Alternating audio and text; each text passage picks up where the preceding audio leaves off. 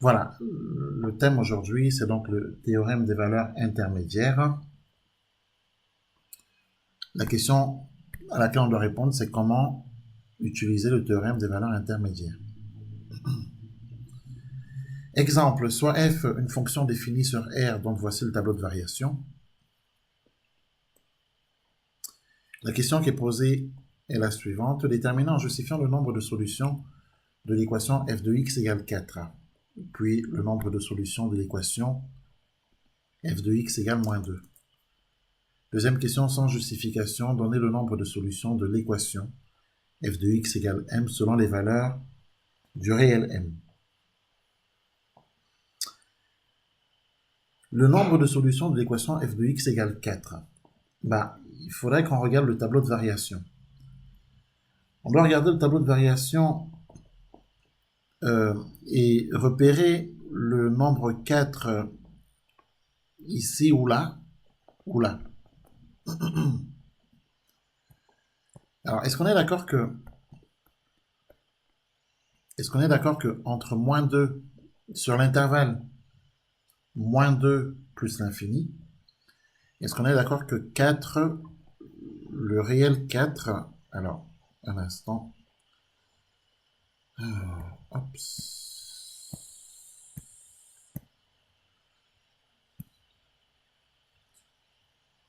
Voilà, est-ce qu'on est d'accord que le réel 4 fait bien partie de l'intervalle moins 2 plus infini? Alors, pi étant égal à 3,14 environ, d'accord? Est-ce qu'on est d'accord que 4 ne fait pas partie de cet intervalle, de l'intervalle moins 2 pi? Oui. Et enfin, 4 ne fait pas non plus partie de l'intervalle 0 pi, car de 0 à pi, c'est de 0 à 3,14. Donc clairement, 4 appartient bien à l'intervalle moins 2 plus l'infini. D'accord? Donc, du coup, on voit bien que puisque le réel 4 appartient à l'intervalle moins 2 plus infini, on voit bien que on a un antécédent à l'équation, on a une solution à l'équation f de x égale 4 ici. Et cette solution se trouve dans l'intervalle moins l'infini 0, d'après le tableau de variation. Et la solution est unique d'ailleurs. D'accord? D'accord. Donc, par ailleurs, on n'a aucune solution, on l'a dit, hein, sur l'intervalle 0 plus l'infini. On n'a aucune solution sur l'intervalle 0 plus l'infini. Tout simplement parce que le maximum de la fonction f sur cet intervalle, hein, sur l'intervalle 0 plus l'infini, le maximum c'est pi. Or, pi c'est 3,14 environ. Donc, la fonction f prend ses valeurs de moins 2 à pi. Sauf que de moins 2 à pi, on ne passe pas par 4. Donc, très clairement, sur l'intervalle 0 plus infini, on n'a pas de solution à l'équation f de x égale 4. Puisque 4 est strictement supérieur au maximum pi. Alors, on peut écrire ceci. Donc, finalement, en observant bien ce tableau de variation, on constate que, donc on est bien d'accord sur 0 pi, on n'a rien. En revanche, comme on l'a dit, sur moins l'infini 0, on a une solution, effectivement, à l'équation f de x égale 4. Donc, il va falloir qu'on rédige tout ça. D'accord? Alors, on peut écrire ceci.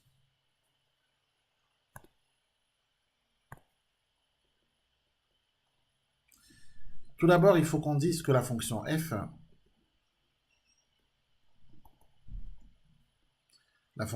est continue et décroissante. Alors, on va se situer sur l'intervalle moins l'infini 0.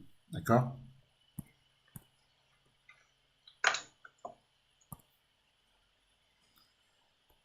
Alors, sur l'intervalle moins l'infini 0,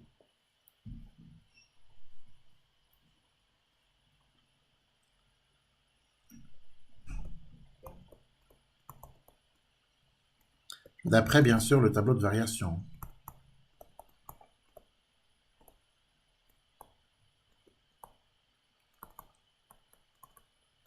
Donc ici, on applique le théorème des valeurs intermédiaires.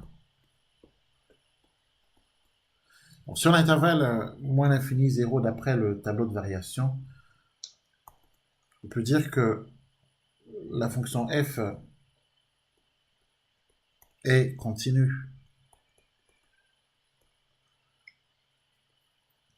Elle est continue, hein, bien sûr, sur cet intervalle moins l'infini 0. D'accord? Elle est continue et elle est même strictement décroissante. Hein.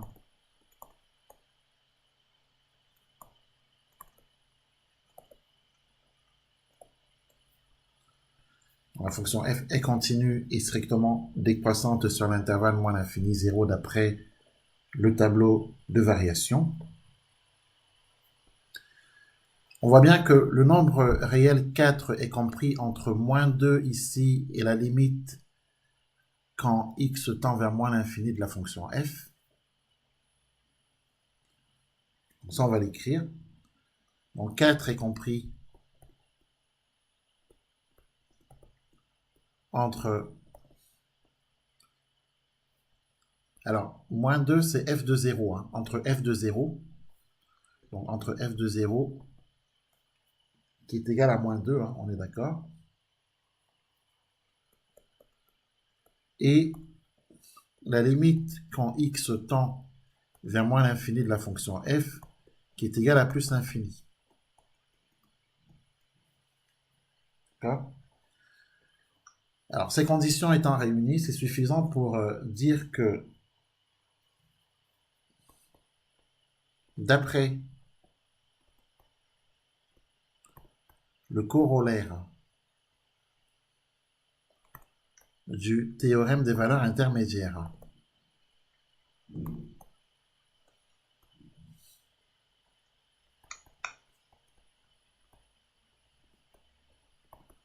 d'après le corollaire du théorème des valeurs intermédiaires,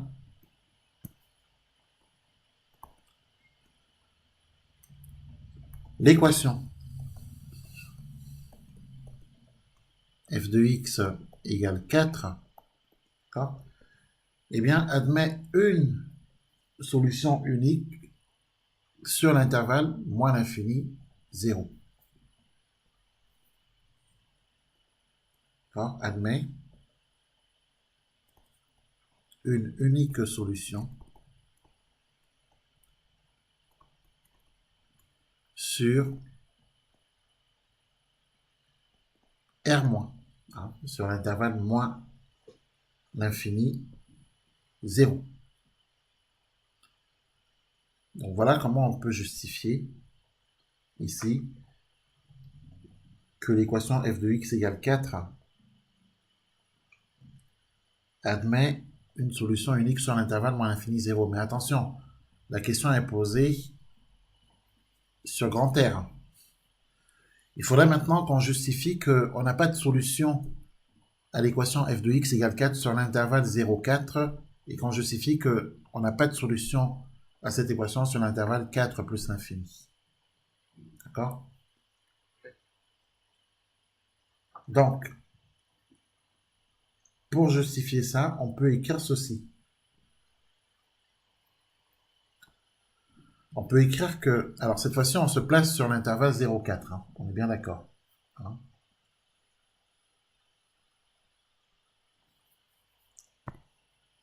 Donc, toujours d'après le tableau de variation.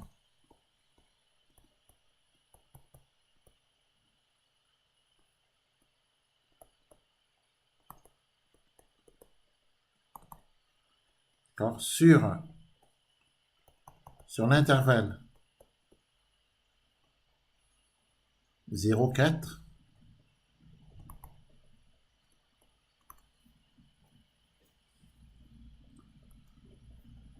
eh bien, qu'est-ce qu'on va avoir sur l'intervalle 0,4? Eh bien, on sait que f de 0, c'est moins 2. F de 4, c'est égal à pi. On sait surtout que la fonction f est monotone. Hein, elle est strictement croissante sur l'intervalle 0,4 et elle est continue. Bon, ça, c'est ce qu'on va déjà écrire. Hein.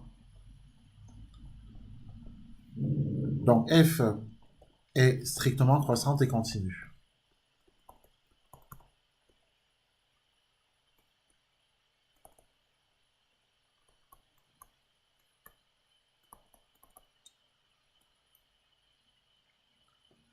Ensuite,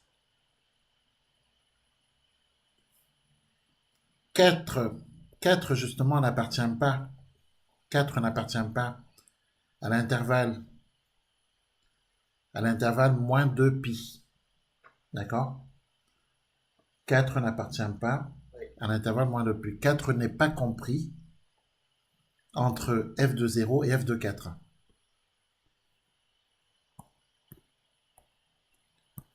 Quatre n'est pas compris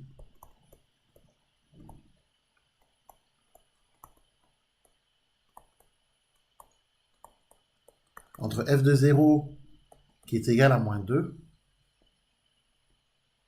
et f de 4 qui est égal à pi.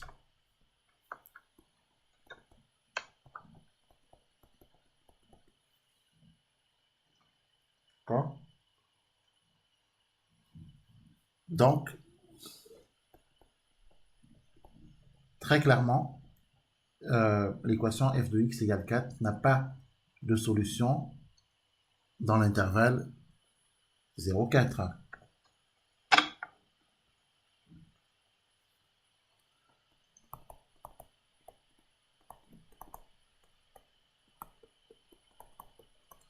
On n'a aucune solution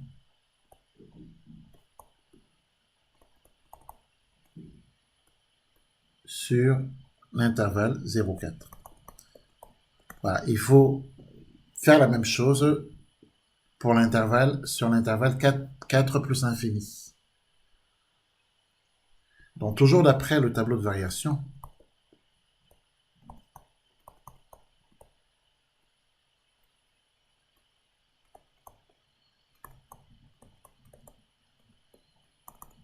sur, bien sûr, l'intervalle 4 plus infini, la fonction f est strictement décroissante et continue.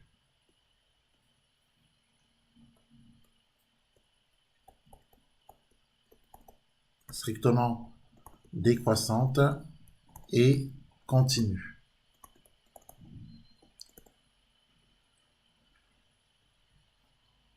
Quatre n'appartient pas. 4 n'est pas compris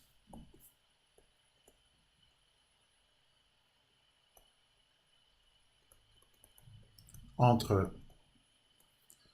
Alors, 4 n'est pas compris entre la limite quand f tend vers plus l'infini et f de 4. D'accord? Entre la limite de la fonction f quand x tend vers plus l'infini, hein, puisque cette limite, on est bien d'accord, elle est égale à 0. C'est bien ça. Hein, c'est égal à 0. Et f de 4. Et f de 4 qui est égal à pi.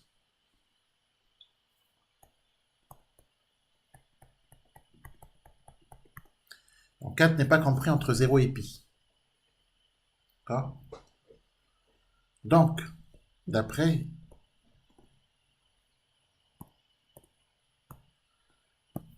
donc l'équation f de x égale 4 n'a pas de solution dans cet intervalle.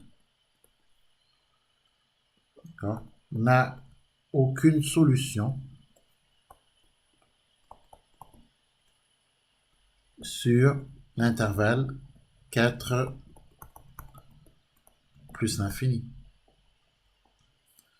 Donc, on peut conclure que l'équation f de x égale 4 admet sur l'ensemble grand R des nombres réels une unique solution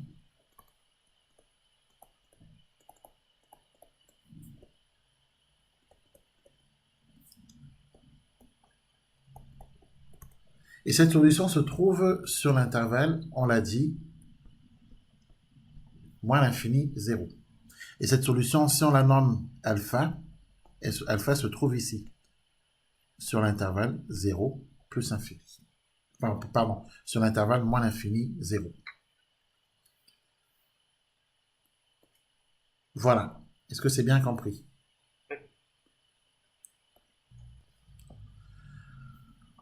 On doit déterminer en justifiant le nombre de solutions de l'équation f de x égale moins 2. Alors, si on se situe sur l'intervalle moins l'infini 4, eh bien, on constate que sur cet intervalle, la fonction f admet le réel moins 2 comme valeur minimale, comme minimum. Moins 2 est le minimum de f sur l'intervalle moins l'infini 4.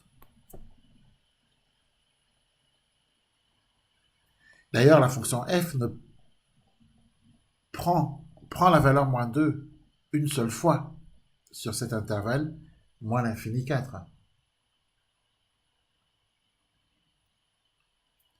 Donc, l'équation f de x égale moins 2 n'a qu'une seule solution sur cet intervalle, moins l'infini 4. Alors, on pourra écrire ceci.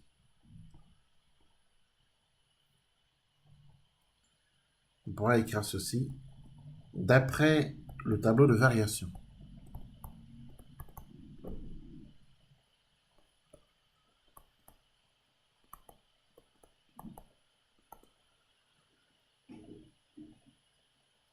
Alors, on peut dire que l'équation f de x égale moins 2 admet une unique solution sur moins l'infini 4, d'accord?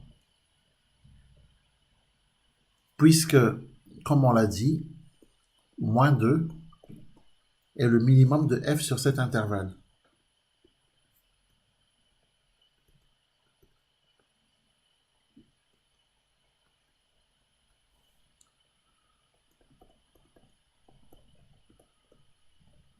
Et en plus, moins 2 n'est atteint, et en plus, moins 2 n'est atteint qu'une seule fois par f.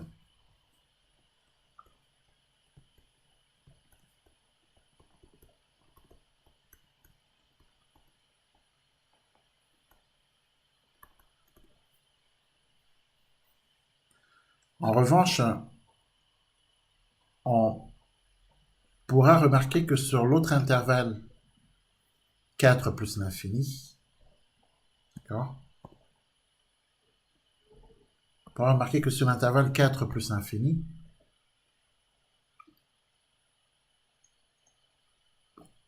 la fonction f ne prend pas, enfin du moins 2 n'appartient pas à l'intervalle 0pi. 0pi c'est un intervalle positif, moins 2 n'est pas compris dans cet intervalle. Puisque on a f de x qui est strictement supérieur à 0. D'accord?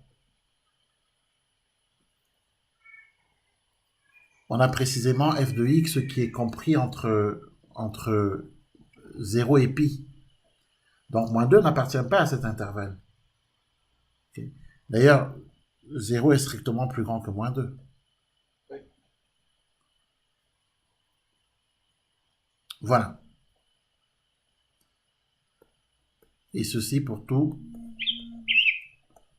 x appartenant à l'intervalle 4 plus infini. Donc, clairement, on n'a aucune solution à l'équation f de x égale moins 2 sur l'intervalle 4 plus l'infini. Alors ça, on va l'écrire.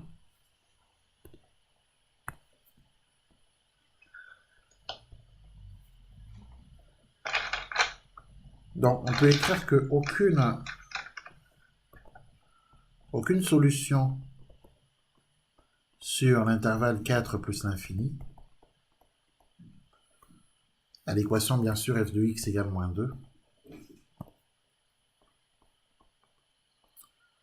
car, comme on l'a dit, f de x est strictement positif et 0 est strictement plus grand que moins 2. Hein? Pour tout x appartenant à l'intervalle 4 plus l'infini. Donc, par synthèse, l'équation f de x égale moins 2 admet une unique solution sur R.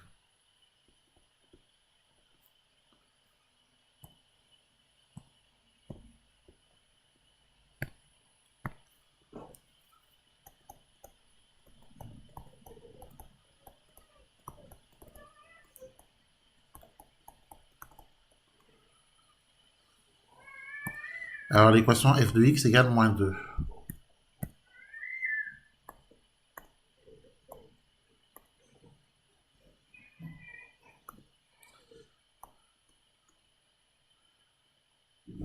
Salmata, attention, si elle pleut, mets-la de l'autre côté pour pas qu'on l'entende ici, s'il te plaît. Admet unique.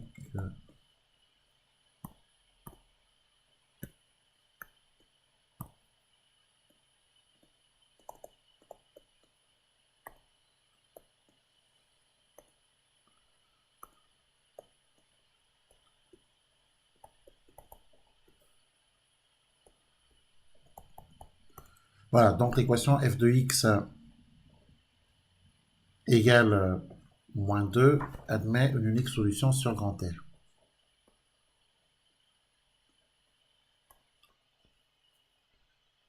Donc, exercice à traiter. On veut ici appliquer le théorème des valeurs intermédiaires. L'énoncé est le suivant. Soit f la fonction définie sur 0 plus infini par f de x égale 2 facteurs de x moins 6 plus sinus de x. Première question, étudier les variations de f.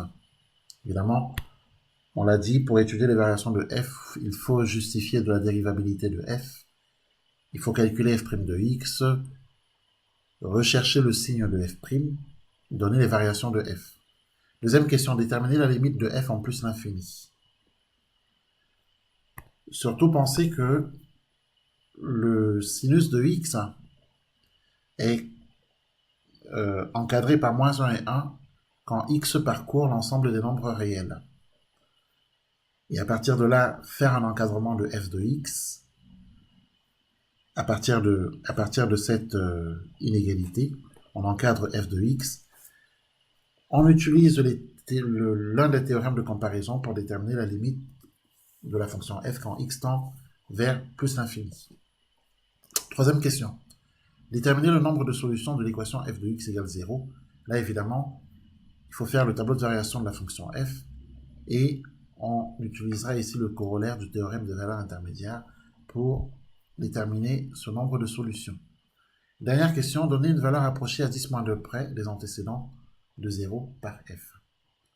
Voilà notre exercice.